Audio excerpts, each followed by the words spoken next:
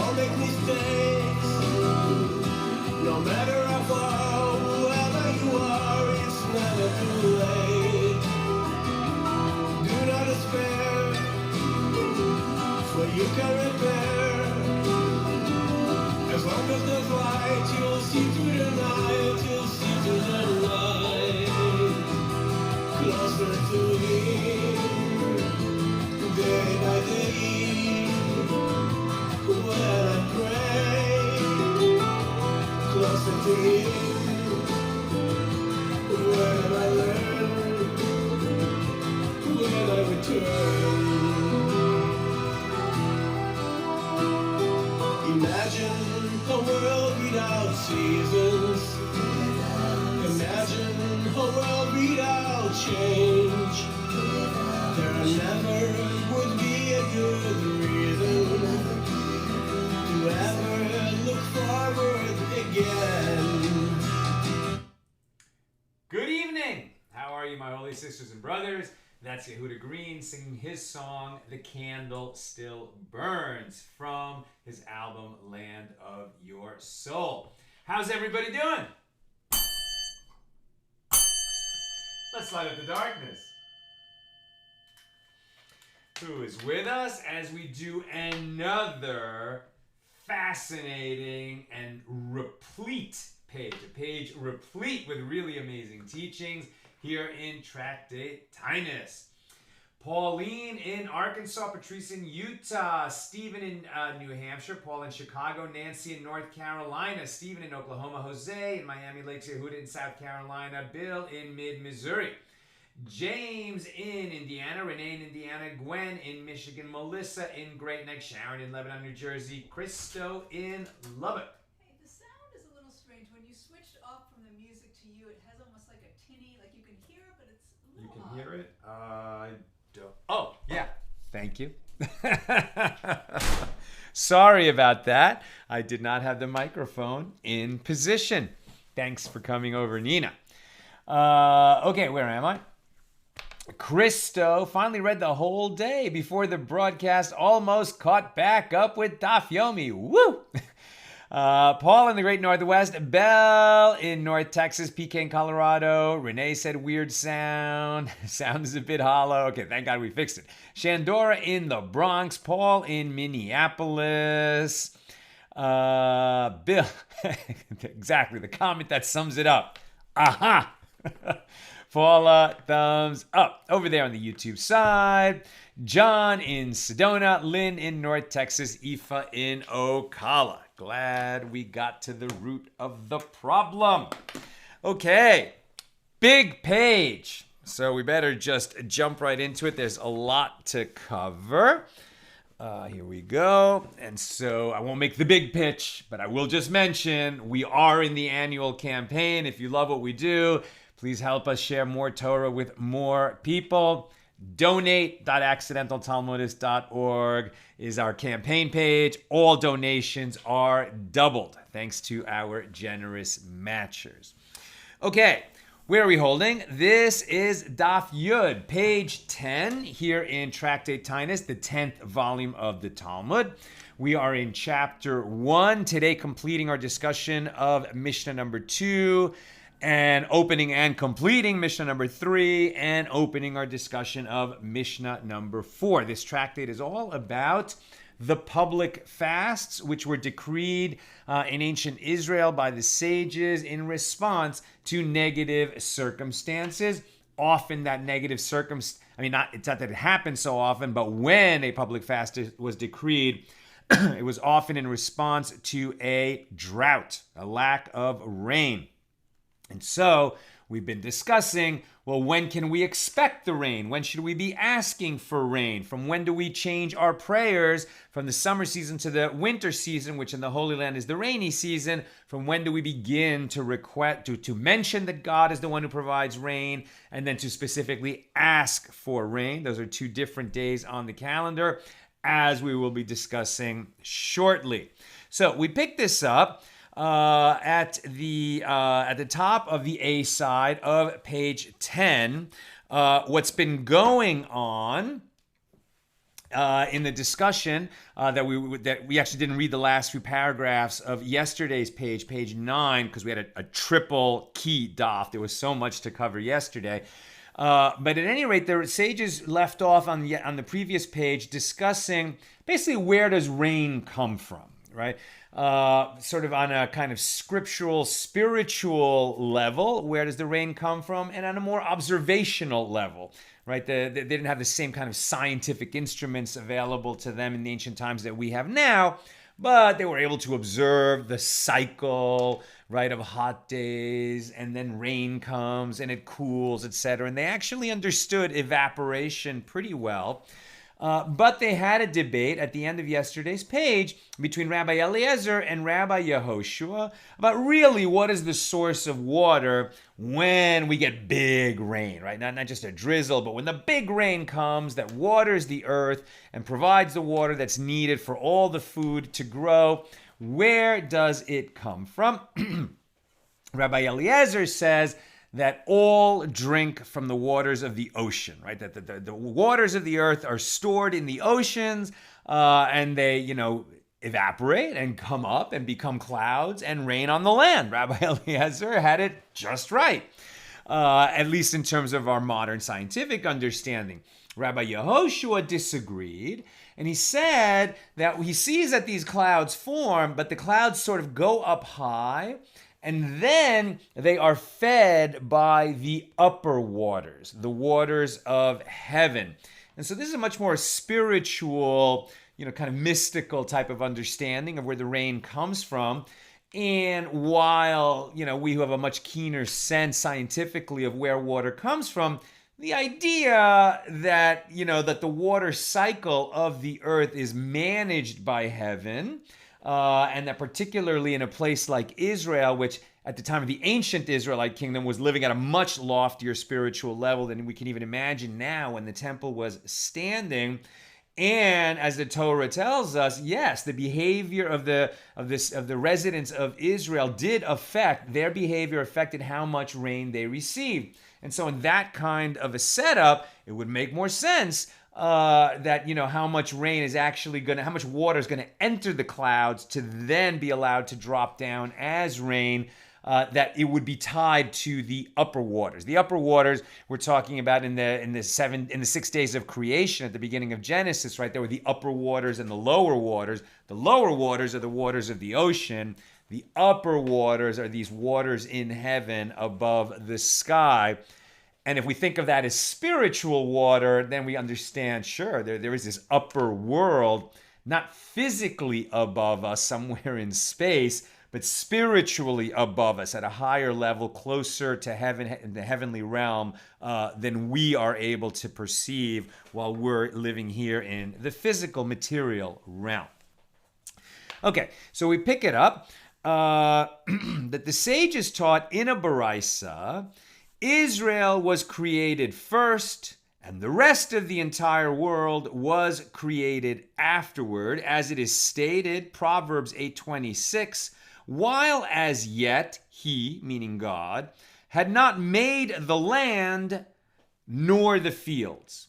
Here and in the following statements, the term land is understood as a reference to the land of Israel, while the fields means all the fields and all the other lands around the world. Furthermore, Eretz Yisrael, the land of Israel, is watered by the Holy One, blessed be He, Himself. Personally, God attends personally to the water, the rain that falls on the Holy Land. And the rest of the entire world is watered through an intermediary, meaning, the course of nature or an angel that is, charged with making sure that the rains fall around the world. But God attends personally to the rain in the land of Israel. As it is stated, Job 5:10, who gives rain upon the land and sends water upon the fields, right? So who personally gives rain upon the land of Israel and who ensures that water falls in all the other fields of the world. Now, quite naturally, we're not going to be very surprised that the sages had a very exceptionalistic view of the Holy Land. It's the Holy Land, the land set apart from all other lands in the world. And that special status has all kinds of implications that are both a blessing and a challenge to its residents. Additionally, says the Gemara, the land of Israel drinks rainwater, and the rest of the entire world drinks from the remaining residue of rainwater left in the clouds. As it is stated that God is He who gives rain upon the land, and only afterward takes what is left and sends water upon the fields. Eretz Yisrael, the land of Israel, drinks first, and the rest of the entire world afterward. As it is stated, who gives rain upon the land and sends water upon the fields. And there is a parable that illustrates this. A person who kneads his cheese, needs, Kneads, who kneads his cheese after it has curdled, takes the food and leaves the remainder, right? So it's this idea, of course, that if the Holy Temple is standing in Jerusalem, okay, so Jerusalem and the temple site itself is this axis mundi, where the connection, it's where earth and heaven touch, and therefore, spiritually speaking, it's the highest place on earth. Obviously, it's not Mount Everest, it's not physically the highest, it's spiritually the highest place on earth. And so all the phenomena, that sort of the connection between heaven and earth comes through the Holy Land. And so it's not surprising that, according to the sages, sort of everything happens first in the Holy Land. And sort of God's eyes are on the Holy Land and deciding whether the people who are living there are worthy to receive, God's personal watering can, as it were, for them. And the Master said above, the ocean waters are sweetened in the clouds. And the Gemara asks, from where does Rabbi Eliezer derive this? And because Rabbi Eliezer said that the water that falls on the lands comes from the ocean, whereas Rabbi Yehoshua said the water that really waters the lands comes from the upper waters. So Rabbi Eliezer agrees that, well, the clouds have contact with the upper waters, but it's not for the purpose of receiving their water to then turn into rain, but rather to have the water that's already present in those clouds, that's from the ocean, to have it sweetened. From where does Rabbi Eliezer derive this? And the Gemara answers that Rav Yitzchak Bar Yosef said that Rabbi Yochanan said that it is written, darkness, heshkat, of waters, thick clouds of the skies. That's from Psalm 18, verse 12. And it is written in a very similar verse from the second book of Samuel, 22:12, gathering hashrat, waters, thick clouds of the skies, right? So the only difference between the two verses is darkness in the first one and gathering in the second one. Chashkat is translated here as darkness, and chashrat, gathering. And the Gemara explains the significance of this minor variation. The two words are very similar, the one for darkness and the word for gathering. And these two phrases vary in only one word, and those two words vary only in one letter. The first word has a kaf, and the second one has a resh. So if you join the two versions together, and you take the letter kaf from the first version and place it with the second version of the word, which has a resh, so then you can read into the verse a new word, rendering fit. Chak sharat, right? Chak sharat. So the idea is that the two verses are different from each other only in one word, and that one word is only different from the version in the other verse by only one letter. So if you include both letters, the resh and the kaf, in that word, then the darkness and gathering turns into rendering fit. Therefore, in the dark clouds, when dark clouds gather, what is actually happening? That the water in them is being rendered fit to become rain. And the Gemara asks, and Rabbi Yehoshua said that the water in the clouds comes from the upper waters and the heavenly waters. And Rabbi Yehoshua, with regard to these verses, what does he learn from them? And the Gemara answers that Rabbi Yehoshua holds, in accordance with the opinion of this sage, Rav Dimi, as when Rav Dimi came from the land of Israel to the Jewish community in Babylonia, he said that they say in the West, meaning in Eretz Yisrael, when clouds are bright, they have little water. When clouds are dark, they have much water. Quite so, right? Storm clouds, really heavy storm clouds, are dark. Accordingly, Rabbi Yehoshua explains that when there is a darkness of waters in the clouds, there is also a gathering of waters as rain will fall from them. And the Gemara asks, in accordance with whose opinion is that which is taught in a Baraisa? The upper waters do not stand in any defined place. Rather, they are suspended by the word of God, and their fruit is rainwater. As it is stated, who waters the mountains from his upper chambers, the earth is full of the fruit of your works. Psalm 104. In accordance with whose opinion is this statement? It is in accordance with the opinion of Rabbi Yehoshua, right? That the water that comes down to us as rain comes from those upper waters. So this idea that those upper waters, they're not in any one place, they're kind of just up there somewhere, not gathered in an ocean bed, but suspended by the word of God. That's according to Rabbi Yehoshua. And Rabbi Eliezer, how does he explain this verse from Psalm 104? Rabbi Eliezer could say that verse from Psalms is written with regard to the handiwork of the Holy One, blessed be He, not the upper waters, right? Who waters the mountains from his upper chambers, the earth is full of the fruit of your works, kind of is a general statement about the way that God created the world, is what Rabbi Eliezer might say. Rabbi Yehoshua ben Levi, this is a different sage, a different Rabbi Yehoshua, the entire world drinks from the runoff of the Garden of Eden. This is a beautiful thought.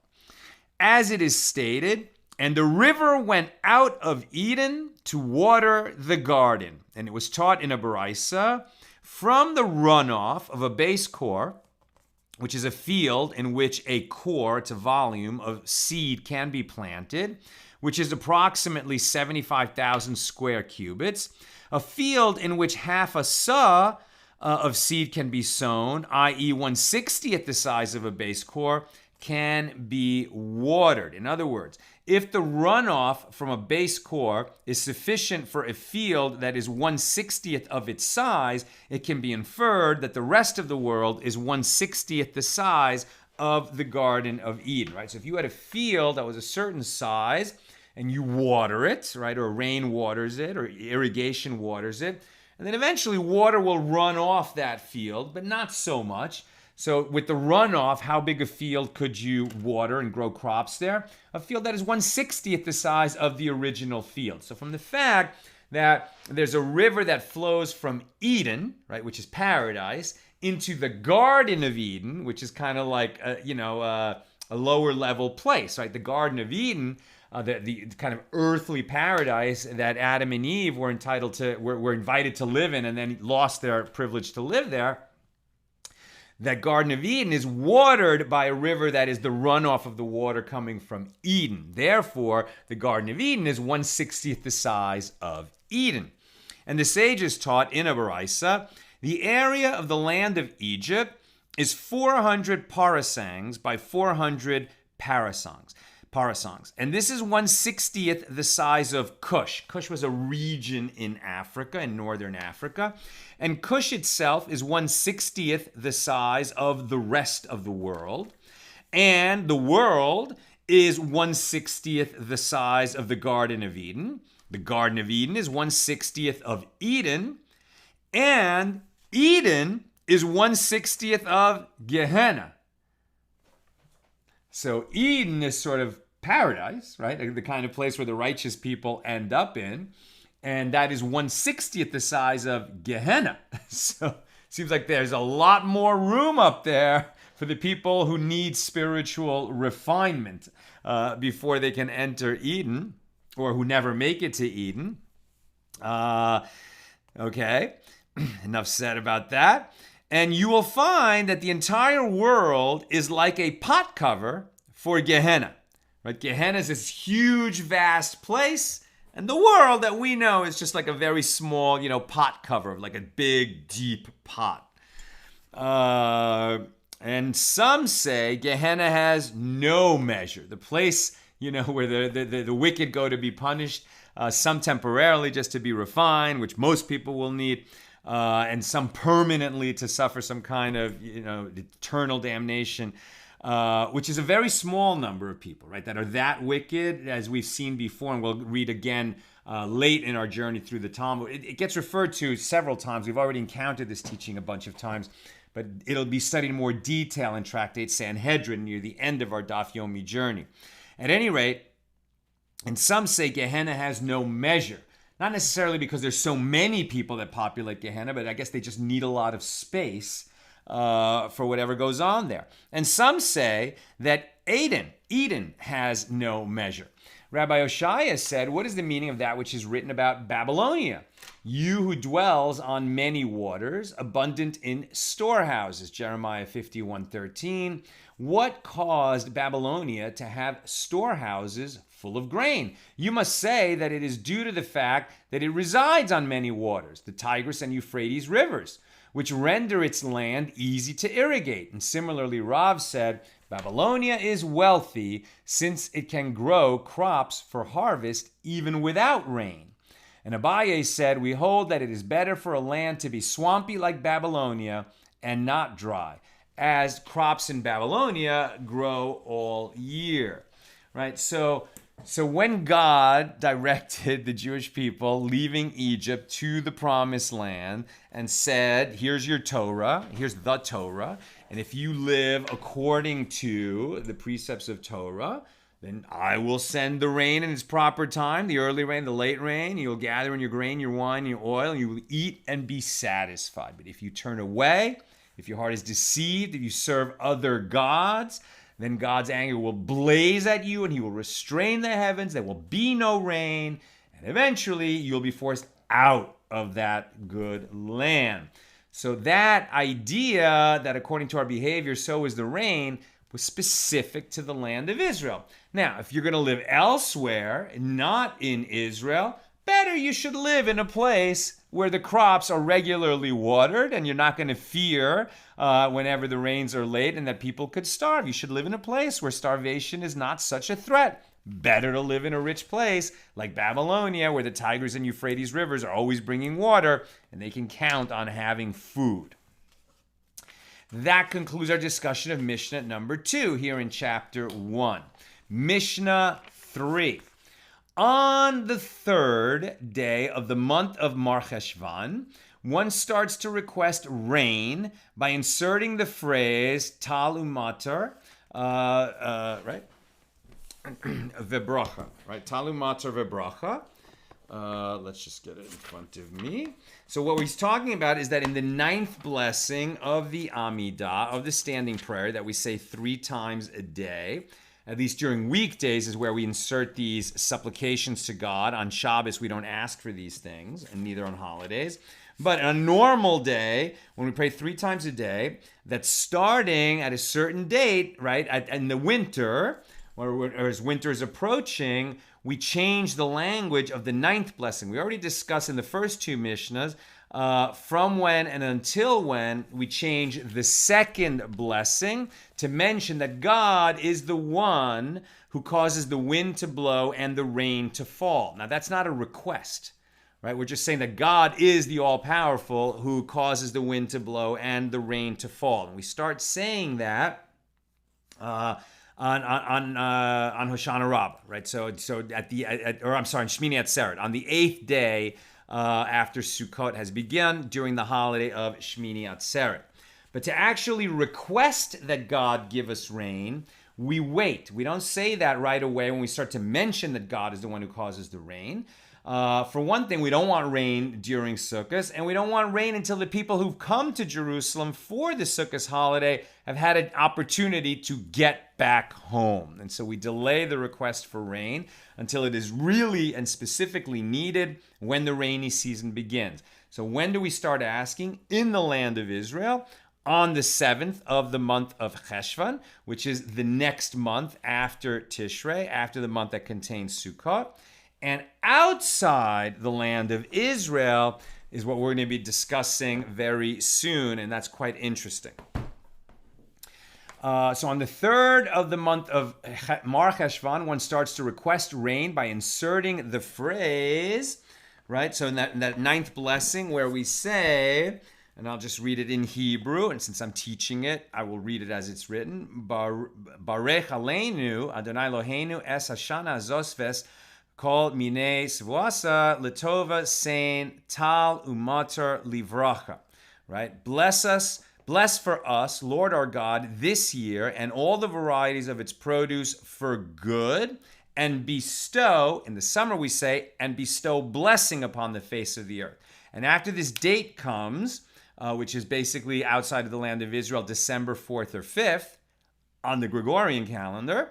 And then we change that to, and bestow dew and rain for blessing upon the face of the earth. So in Israel, they start saying that on the 7th of Heshvan, and outside on December 4th or 5th. And we'll explain why in a minute.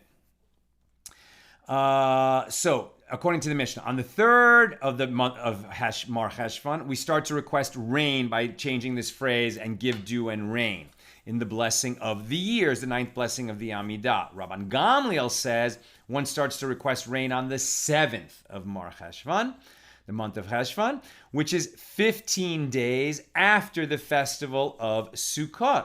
And Rabban Gamliel explains that one waits these extra 4 days from the 3rd until the 7th.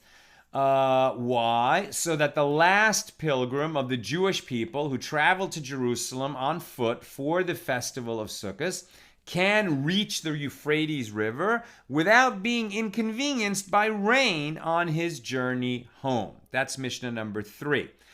Gemara. Rabbi Elazar said, the law is in accordance with the opinion of Rabban Gamliel, that one does not begin to request rain until the 7th of Mar Cheshvan. And it is taught in a Baraisa that Hananiah says, and in the diaspora, all the lands outside of Israel, in the diaspora, we do not begin to request rain until 60 days into the season, i.e., 60 days after the autumnal equinox, right? The day on which fall begins, which we normally say is September 21st, September 22nd, but they calculated it a little differently. So it's 60 days after the autumnal equinox as calculated by the sage Shmuel in the Babylonian Jewish community in ancient times. And Rav Huna bar Chiya said that Shmuel said the halacha, the law, is in accordance with the opinion of Hananiah. So here's a note from Rav Steinsaltz explaining this. The early authorities dispute the meaning of Hananiah's statement that in the diaspora, outside the land of Israel, one does not insert the request for rain into the ninth blessing of the prayer, the Amidah, until 60 days after the fall equinox. Was he referring only to Babylonia, which was the principal diaspora community in the Talmudic period, where the land is watered by rivers and rain is not needed until later in the winter? Or was he referring to all Jewish communities outside the land of Israel? Many commentators argue that there is no reason why those living in areas where rain is required immediately after Sukkot or shortly thereafter, why should they wait until 60 days after the fall equinox before inserting the prayer for rain into the Amidah, since in those lands, maybe they need the rainy season to start earlier, so why shouldn't they start praying for rain as soon as Sukkot is ended? They're no longer living in their sukkahs. We definitely don't want it to rain while we're living in the sukkah, because then we can't fulfill the mitzvah, the commandment of dwelling in the sukkah. But once Sukkot is over, in a land where we need rain right away, where the farmers need rain at that time of year, why shouldn't people pray for rain? Well, in some places it was customary to insert the request for rain immediately after Sukkot, in accordance with the opinion of Rabbi Yochanan, or on the 7th of Mar Cheshvan, as stated by Rabban Gamliel in our Mishnah. However, in most diaspora communities, the request for rain was not recited until 60 days after the fall equinox. Some commentaries explain that the sages instituted 2 dates on which to begin reciting the request for rain, one for the land of Israel and one for Babylonia. All other places must follow either the custom of the land of Israel or the custom of Babylonia, as there is no third date. And the Geonim, the later commentators, rule that all diaspora communities wait until 60 days after the fall equinox before inserting the prayer for rain into the Amidah, as in all matters, the diaspora communities follow the practices of Babylonia. Moreover, it is preferable to have a uniform date throughout the diaspora to begin requesting rain. In any event, the prayer cannot be inserted immediately after Sukkot, as in many diaspora communities, there is still grain in the fields that must be harvested before we would really want the rains to begin. What is the law? Where did this end up?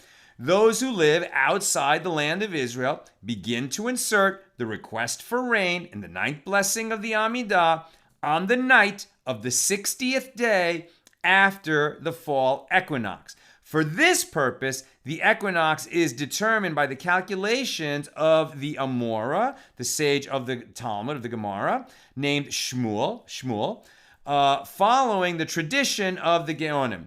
In an ordinary year, the request for rain is first inserted on December 4th, while in a Gregorian leap year, that date is December 5th. Right? So that's how it all works out. And this is the only meaningful date on the Hebrew calendar, which is not tied to the Hebrew calendar. It's tied to the solar year and to the Gregorian calendar. And that's why it says, even in a very Orthodox Hasidic prayer book, start to say this from December 4th or December 5th in a leap year, because it's specifically, as commanded here in our Mishnah, 60 days after the fall equinox. Now you might say, well, wait a minute, 60 days after September 21st, so that must be like October 21st. Okay, so it's like around November 21st, November 20th. No, but it ends up being December 4th, just because of the way that they calculated the equinox came out to be a couple weeks later when it was originally calculated, and it stayed that way. But it is tied to the solar year. And then they're going to discuss a little bit, well, the 60th day itself, is it included in the summer or in the winter? The date anyway got worked out. We move on to Mishnah number 4 here in chapter 1 of our tractate. The Mishnah. If the 17th of Mar Cheshvan, or the month of Cheshvan, arrived, right? So in Israel, they start to request rain from God on the 7th of Cheshvan.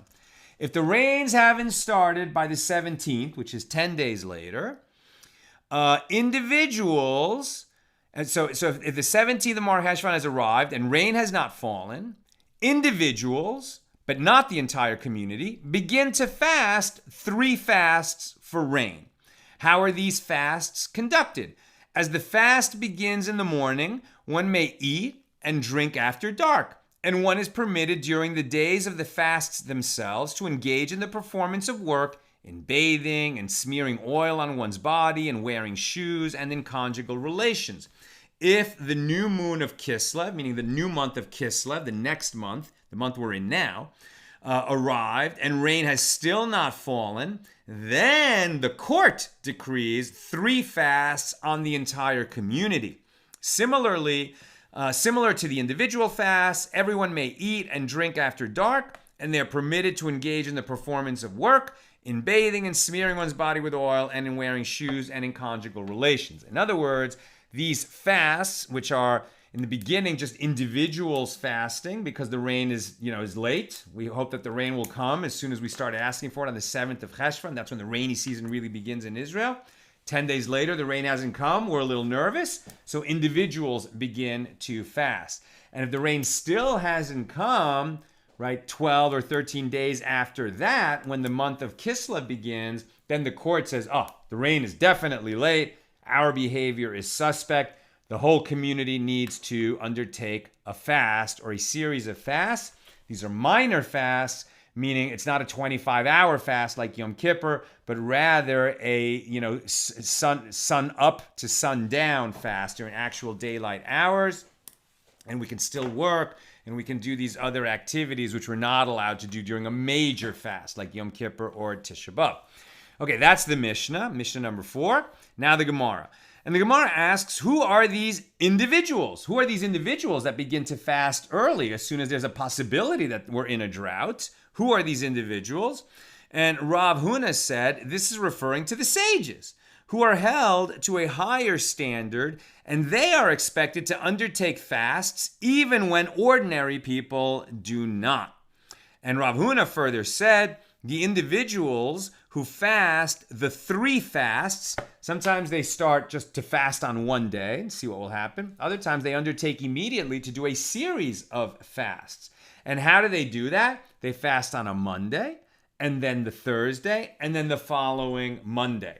Imagine that, 3 fasts in 1 week or in 8 days. And the Gemara asks, what is Rav Huna teaching us? We already learned this. Or we're going to learn it on page 15b, but we learn it elsewhere, that the court may not decree a fast on the community starting from a Thursday, so as not to cause an increase in prices. Rather, the first 3 fasts are established on Monday, Thursday, Monday. Since we learned elsewhere that the reason it's Monday, Thursday, Monday is because if a series of fasts started on a Thursday, in other words, that the fast was first decreed and people first heard about it on a Thursday, when already people are shopping for Shabbos. Thursday was a market day when people would get what they need for Shabbos. Now it's also a fast day, which is going to have a kind of, enhanced meal for the break fast after the fast ends. Since people were already buying a lot of stuff for Shabbos, now they're buying even more for the break fast. That could cause the prices to go up, and the sages don't want to unnecessarily inconvenience the people. So they said, all right, so when we announce that there's going to be a fast, we're going to announce it, I guess, on Sunday, and we're going to start the fast on Monday, the next Monday, right? And that's the time to do it. So since we already have that principle, why is the Mishna telling us that it's done this Gemara telling us that it's done Monday, Thursday, Monday? And the Gemara answers, Rav Huna's comment is necessary, lest you say that this applies only to a community, but that in the case of an individual who is undertaking a fast, that he might do Thursday, Monday, Thursday, but no, he should do it the same way that the community does it, Monday, Thursday, Monday. And if that series of Monday, Thursday, Monday is interrupted either by Rosh Chodesh, the beginning of a new month, or like in this case, Rosh Chodesh Kislev, or if there are other days which are inscribed in Megillas Tainus, right, which we've discussed before, that was the first printed or first written book of the oral law, which was just a book of dates, and why the sages had declared that certain days no fasting is permitted on them because great things happened to the Jewish people in the past. So on those days, you're not permitted to have a fast. So if one of those days comes up, it interrupts the series and we don't fast on those days, neither on Rosh Chodesh nor on a date included in Megillas Tainus. And the sages taught in a Baraisa, a person should not say, well, I'm only a student, and therefore I am unworthy to be considered an individual who fasts, as stated in the Mishnah, right? So in other words, if a person is a young Torah scholar who's still learning, and he wouldn't call himself a Torah scholar, he would only call himself a student, therefore he's not going to join the individuals who are engaging in fasts because the rains are starting to be a little late, right? The individuals who fast, as opposed to when the court declares that the whole community will fast. So if one says, well, I'm just a student, I'm not worthy to be included among those who fast, now the sages taught, well, a person should not say that. Rather, with regard to the fasts of individuals, all Torah scholars are individuals. And the Baraisa elaborates, so who is an individual and who is a student? An individual is anyone who is learned in Torah and worthy to be appointed leader and teacher over the community. A student is any Torah scholar who is asked a question of Jewish law, of halakha, in his studies, and he says the correct answer. And this is the case even if he is familiar only with the tractate of the Kala, meaning the tractate only one tractate, the one that's being studied at that time, sort of at the communal gatherings. Even if that's all he knows, but he can answer a question correctly, he's considered a student of Torah. And so therefore, according to this Baraisa, even if he's only a student of Torah, if the rains are late, he joins in the individuals who are fasting. And the sages taught in another Baraisa, not everyone who wishes to make himself an individual and conduct himself accordingly may do so, and nor may everyone who wants to act like a student do so. This is the statement of Rebbe Meir, which would indicate, well, that means not everybody joins in these individual fasts. But Rabbi Yosei says, one may do so, and he is even remembered for good, as the conduct of a Torah student is not a source of praise for him, but it is a source of pain for him. It is proper for one to take these obligations upon himself, and he is not considered to be acting inappropriately. And then the Gemara will clarify, if someone who's studying to become a Torah scholar, as it were, and he's not quite there yet, he's not a recognized sage, he's not really a leader in the Torah community. Okay, so he should not dress like a Torah scholar, he should not call himself a Torah scholar, he should not take precedence, in synagogue or in some gathering, the way that he should not conduct himself with the prominence of a genuine Torah scholar. So he shouldn't, receive the respect, right, and prominence of a Torah scholar if he's not there yet. However, with regard to joining in the fasts of individuals when the rains are late, yes, he should do that, and it's not acting in a haughty manner or in an inappropriate manner, because he's only doing it as a sacrifice on behalf of the community that he's going to undertake to fast, which is not easy. It's only a source of pain and not a source of grandeur for him. The sages taught in a Baraisa with regard to one who was fasting for a certain trouble and the trouble passed, or if one was fasting for the recovery of a sick person and that person was healed, one may not cease his fast merely because its cause has been removed. Rather, he completes his fast. That's like when the doctor tells you to take antibiotics for a week and then you feel better after a day. You still have to finish the course of treatment, right? And likewise, if you undertake a fast to bring the rain, then the rain comes, you have to finish the fast. And if you undertook to do a series of fasts, you have to undertake the series of fasts. You still have to do it. The exception to this is that if you stipulated at the time that you vowed to do the fast or undertook to do the fast, you said, I'm going to fast until it rains. Well, if it then rains, then you can end your fast. You say, I'm going to do this fast on the condition that if it rains, I will stop fasting. That was an intelligent stipulation to make, so you shouldn't have to finish your fast. With regard to one who forgot the fast and he ate and drank, he should not show himself before the community while he is satiated, and he should not indulge in luxuries. Meaning, one should not think that because one has already eaten, his fast is completely nullified, and one may conduct himself as if it were not a fast day at all. Somebody undertook to fast, he forgot that he was fasting, and he ate some food. He's like, oh my gosh, I'm fasting. I blew it. Does he then just go eat and, eat, drink, and be merry as if he wasn't fasting because he ruined his fast? No. Okay, you made a mistake, but still go back to fasting and complete your fast. Okay, it would have been better not to eat. You did eat, but that doesn't excuse you and you can just go crazy now. And that, I would say, is a very important spiritual lesson. So often, we undertake some new practice, which is not going to be easy to embrace and adopt and, live up to. And we make a mistake and we're like, oh, forget it. I can't do that. No, you should just say, I stumbled and fell. Okay, but now I'm going to get back on the horse and try to keep doing this new thing that I'm doing, which is going to be good for my body and good for my soul and good for the people around me. How do we know this? As it is stated, and Jacob said to his sons, why do you show yourselves? Genesis 42:1.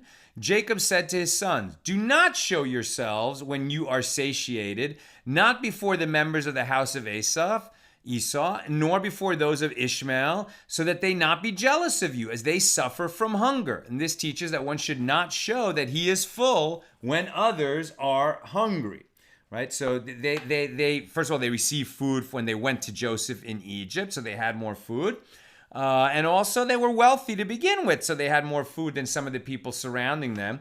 And Jacob said to them, be careful, that now that you've received some food, don't, flaunt it while the rest of the peoples around us are enduring a terrible drought and people are starting to starve to death, right? So don't, show yourself as someone who has plenty when you're surrounded by others who have little. Good manners. And the Gemara presents another piece of advice related to the story of Joseph and his brothers.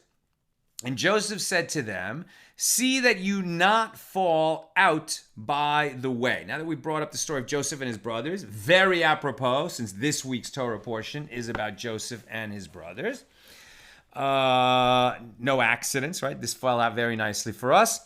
So later in Genesis 45:24, Joseph says to his brothers, see that you not fall out by the way. And Rabbi Elazar said that Joseph said to his brothers, do not become occupied in a matter of Jewish law, lest you fall out on the way. If you discuss a halacha, a Jewish law, while you are traveling, you might get into an argument. And it is important for travelers to remain on good terms. Right? So Jewish law is something that sages really care about and will passionately debate and argue. And, you shouldn't get into passionate disputes and debates while you're traveling with another person. You should actually go out of your way to make sure that you stick to subjects that will produce friendly, courteous talk, right? Modern equivalent, don't talk politics while you're traveling, because you and your traveling companions are going to be, together for a while. And in a sense, it's like you against the world because you're out there traveling. You're not in your home where you have your normal protections that you have while you're at home. You have only each other to rely on. And it would be a very bad thing if you ended up arguing with each other. So stick to subjects that you can discuss courteously. But on the other hand, if you're telling them, don't, while you're traveling, discuss Torah, the Gemara asks, well, is that so? But didn't Rabbi Eli Bar Berechia say, with regard to two Torah scholars who are walking along the road, and they do not discuss any Torah matters between them, well, they are worthy of being burned, right? Torah scholars who are traveling together must discuss Torah. How can you say that they shouldn't discuss Torah because they might fall into an argument? As it is stated, second book of Kings 2:11, and this is a story of the end of Elijah's life when he is walking with his disciple Elisha, who will sort of become the next prophet, to be a prophet of Israel. And Elijah never dies, right? Elijah is one of those people who ascends to heaven while still alive. A fiery chariot comes for him and takes him to heaven. And Elisha is very concerned. He knows that the day is nigh, when Elijah will be taken from this world. And he's afraid because until then he was the assistant. He was the assistant prophet. He was a disciple of the prophet. And now all the responsibility for prophecy and for prophesying to the nation of Israel is going to fall on him, and he's scared. He doesn't know if he can fill those shoes, much as Joshua was scared when Moses left this world. But in that passage, Elijah says, well, I'm leaving. So if you have a blessing you want to request, ask it now. And Elisha says, well, give me a double measure of your, ability to prophesy. Give it to me. Since I won't have you by my side. Elisha was already a prophet, but he wasn't nearly on the same scale as Elijah. So Elisha asks Elijah, give me a double portion of your ability to be a prophet. And Elijah says, well, that's a pretty big request. I don't know if I can guarantee it, but I will pass it along to God. And you'll know that your request has been granted if you see me leave, if you see the fiery chariot that comes for me, right? So in other words, the fiery chariot that came for Elijah was a spiritual chariot, right? Not one visible to other people who might have been standing there. But if Elisha is able to see it, it means that his request has been granted and he's got a very strong power of prophecy. What happened? And it came to pass, as they still went on, as they were walking on the road and talked, as they were talking, that behold, there appeared a chariot of fire and horses of fire, which parted them both asunder. Now, the reason that the chariot of fire did not harm Elisha, the assistant, is because there was a Torah matter between them, from which it may be inferred that had they not been discussing a Torah matter, they would have been worthy of being burned. Now, you could say, well, wait, that's not really what the story was about. The story was about whether Elisha would get this measure of prophecy and whether he would know that he'd received that measure. But, if you just focus in on that verse itself, okay, so they were two Torah scholars, prophets, walking on the road. Fire came between them, and they were not harmed. I mean, Elijah ascended to heaven at that moment, but he wasn't harmed because we've learned that he didn't die. He was just taken by that fiery chariot. And Elisha was not harmed, even though that fiery chariot was there, and it's because they were discussing Torah and what would become of the Jewish people and who would be a prophet for them. And the Gemara answers, so which is it?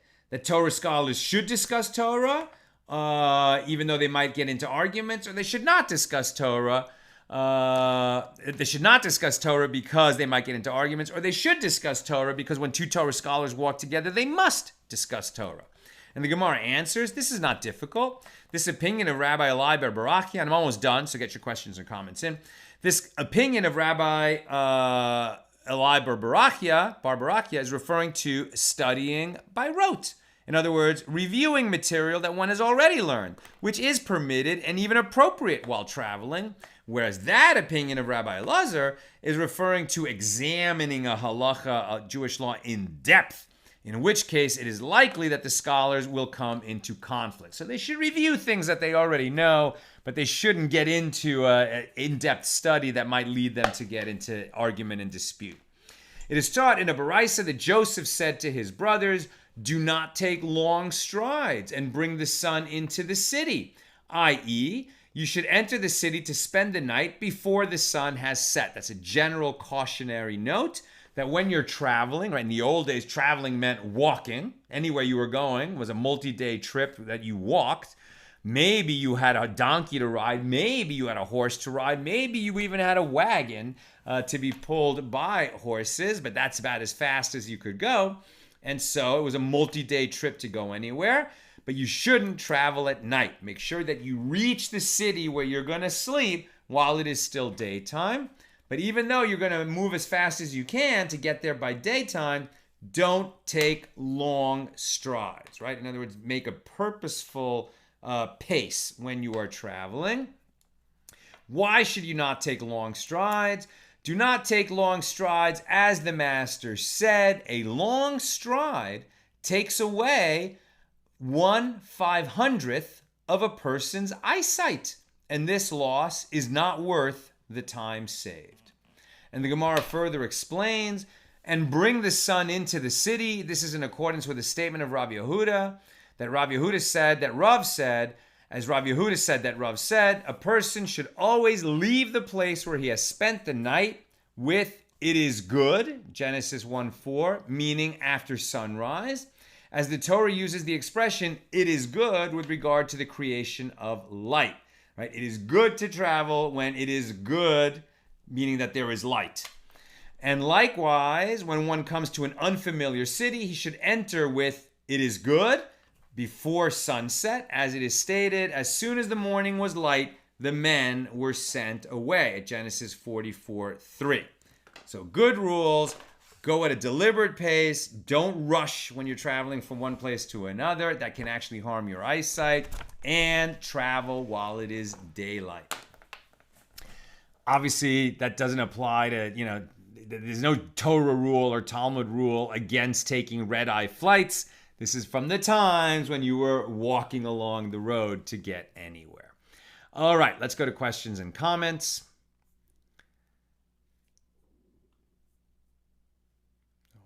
Second. Okay. Shandora.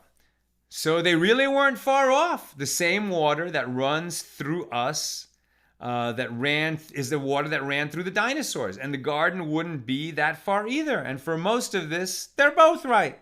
Exactly, right? So they were, they were always looking for a source in scripture for principles that they would state. But the sages were also keen observers of the natural world and the movement of the planets and the stars. And so they weren't going to say something that was ridiculous. And in so many ways, they were like amazingly right? That's why I always recommend Jerry Schroeder's book, Genesis and the Big Bang, where he shows that the knowledge that our sages had about cosmology and even Big Bang cosmology was remarkably accurate. Very much recommend that book, Genesis and the Big Bang. Sharon, so once again, we have 1/60th, right? So we've had this teaching before. We saw it in Brachas. For instance, sleep is 1/60th of the world to come. A dream is 1/60th of prophecy. Something unkosher will be nullified if it's less than 1/60th of the pot that it falls into. Like if a bit of, those rules have exceptions. But here we had these geographic 1/60ths about, Egypt versus Cush, Cush versus the size of the world relative to Gan Eden, and Gan Eden relative to Aden. And David Rupi, is Elijah still alive? Is Enoch still alive? Enoch comes up in other places. I'm not going to comment on him right now. But Elijah, yes, Eliyahu Hanavi, Elijah the prophet, is still alive. And that's why we have so many traditions that when the Messiah is going to come, first Elijah the prophet will announce that he is coming. We'll hear about that at Passover. And that's why we have a cup of Elijah, Kos Eliyahu, on our Passover tables. There's lots of traditions that the Messiah will be announced at Passover. When and by who? When on Passover, by who? By Elijah, by Eliyahu Hanavi. And so there's this idea that Elijah never died, and because he never died, he sort of functions as a kind of angel messenger, a person who is able to go up to the heavenly realms and back to the earthly realms, back and forth. And that's why the sages will sometimes, in the Agadata, the stories that are mentioned in the Talmud, will have interactions with Eliyahu Hanavi, sometimes who arrives hidden as just a regular person, and only later they realize that they were actually speaking with Elijah. And so there's a story that one of the sages was in the marketplace and has an encounter with Elijah. And he asks him, well, who in this marketplace has a place in the world to come? Or who is guaranteed to have the life here, live, a really beautiful place in the world hereafter? And Elijah said, those two guys. And he said, oh, wow, those are really special guys. And then the sage went over to meet them. He said, who are you? And they said, oh, we're jesters, comedians. It's like, wow, really? And why do comedians have a place in the world to come? Because they lift the spirits of the people who need to have their spirits lifted. Presumably they were, doing PG or G-rated comedy. At any rate, yes, Elijah never died, and he is understood to be among us at times and in heaven at other times. That's what I've got for us today. With God's help, we'll be together again tomorrow, the regular time, 6 p.m. Pacific. Don't forget, our annual campaign has started. We really appreciate all donations, which are doubled during this annual campaign. Thanks to our generous matchers, and it enables us to share more Torah with more people, and specifically in the coming year to build the AT app, which will allow us to interact more directly and not have our communications, affected by the social media algorithms, as it were. Have a great night.